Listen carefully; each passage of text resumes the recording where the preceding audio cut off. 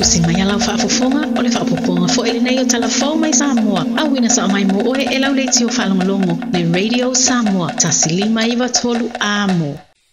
Whatalo whero tātu o tunu ure nei fwoi asa fou o tātu wheroa ima mafuta o tala tau longo i ausi mai alau whaafonga.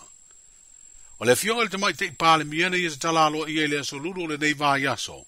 Le whaata singa le wha lapu te putonga o tangata sue le tuspa i ele Pasifika. Wa tau whaapupu o le OPSA, po le Oceania Bible Studies Association. O le lau mua le kālesia whaapuputonga keresiano Samoa i Malua, na usui ai le whaata singa na awa i manisi o sikola po tangata popoto le tuspa ia mai Australia ma New Zealand. Wa lato wha soa whaatasi masui o lea wha laputonga ni manatu. E wha matalatala i le mata upu sirisili ma mau ese, o lo wha mawina le tuspa ia. Ia te au le anana fia ma le loto whaftai. Ona o le awanoa ua awai mai ai. Mo le tatalaina o le nei whamoe tau tele. O whiwhasoa ina whatatusi pa ia. Ma le mata upu sirisili a le OPSA i Malua.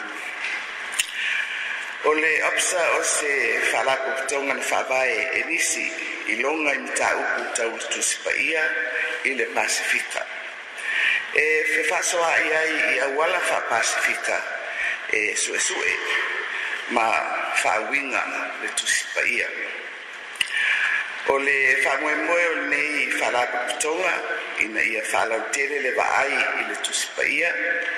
E whataua ai wainga mai o tātou lalolangi ma sio manga wha Pasifika. Ai le ngata i lea.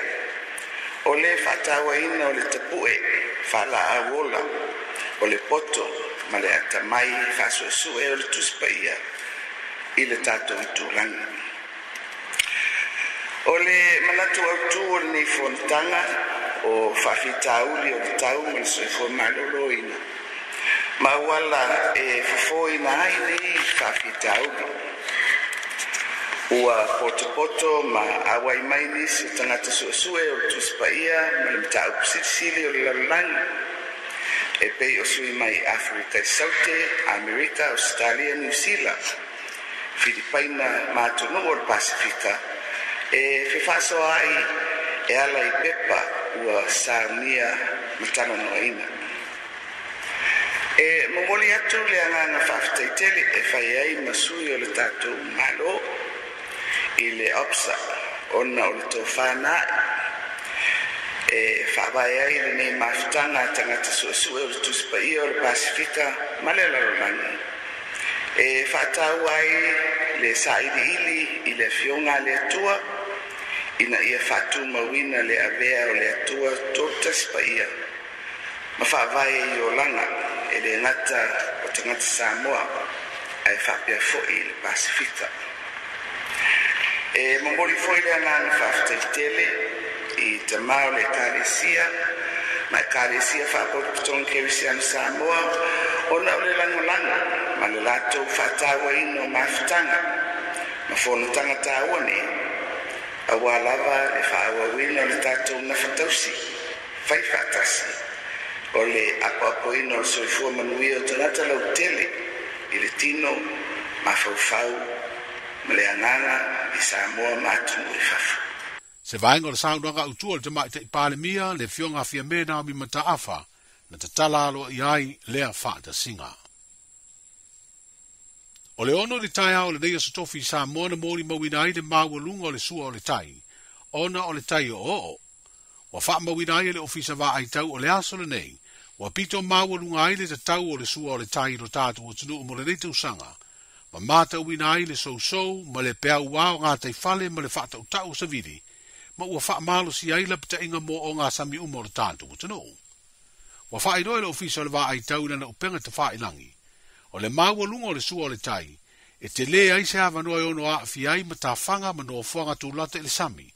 I ngalu whawhati ma lo longa i no fuanga tū ma tā whanga. O le tai o wao fia umai Samoa pe tai o no fuanga e au pito i siri na lamatia i lo longa i no fuanga tū ma tā whanga ma ngalu whawhati. O manono, a polima, o vaenga i sasae masaute o poru mai ali pata whaasoloane i whale alili, si umu sa whata le whanga ma whale la tai. E whapena fo I no fuanga I sa e masau te o le motu o savai. Le au fie fio anga o tafua, whaasaro atu I palauli, sa atu paitea masala inua. Whapea sa le rolonga I leanga I atu I pua.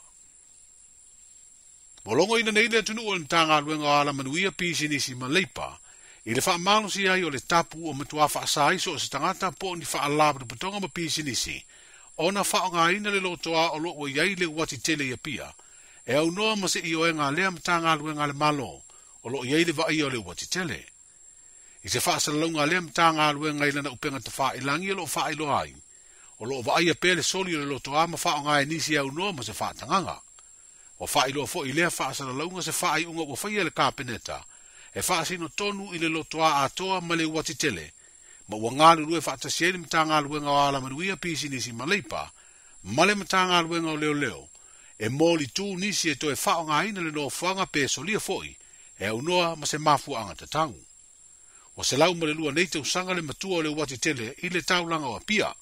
O se pine wha mauna fausia e mana tua I tangata o Samoa ma fita. Na whano ola ma soi fua I le taua mua o le larangi. O le maa wha manatu o lo iai, ua malatua ai foi ma fita ma tangata uma o le atunuu, na maari riu le taualo na lua o le larolangi. Ua whaftai e leo le langolango atu o le atunuu I alatu sa I linga ua maua I le tau le leo se misi ali I matafitafi o matautu I apia ma whale asiu. O loo mana o mia I sua e ngā I se wha velave I wha ato ia na maliwai se tamatane televou, I se a upenga o se la au malosi. O le whaale velevele na tuputu sa nei ma le vai aso taluai ma ua nofo tau fia nei se misi le vai ngā leo. Au wha ngā solo suenga. O loo masalomia o le whaale velevele na tupu e iai o na so tanga I nā koti po la au ma fuala au whasaina.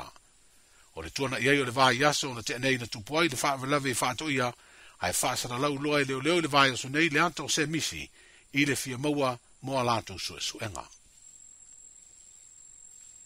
O te semo le tausanga le te nei lua na nofo tau fia I le vai ngā leo le tamata le vau o Edward Fanueli. O lo o te te I morianga I 5 leo. E au fia I le morianga le fasia di tangata wha moina. O leo talia na talo sanga lona lua e te tala I tua e wha tali ei manti o le tausanga fau lua wha. O le asu e ai mori maua leo e langolongo ai tua inga lona wha o leo le maliu. I se tama I ta I sa a vea ma leo. Wa mai o na talia le ainga o leo maliu le I fonga lona ainga. O le isi mafu anga taua leo le talia le wha masinonga o lana talo sanga. Ma ua wha tonu ina e nofo ilo na tua fine, aua ne ito eo o ia le isa na tupu ai le wha lave. Wa tau fia lo na tusi folau, ma ua wha tonu e saini wha alua le vai aso le ofisa o leo ia pia. O le savalia o le valu masina talu o na tau fia Edward le vai ngā leo, wa te tala I tua ia inga e wha tali ai le tau sanga fau, wha ngā solo ai tau lumanga o lona wha masinonga. Whero ia I le aso a tai au mo le tau walunga, soifua.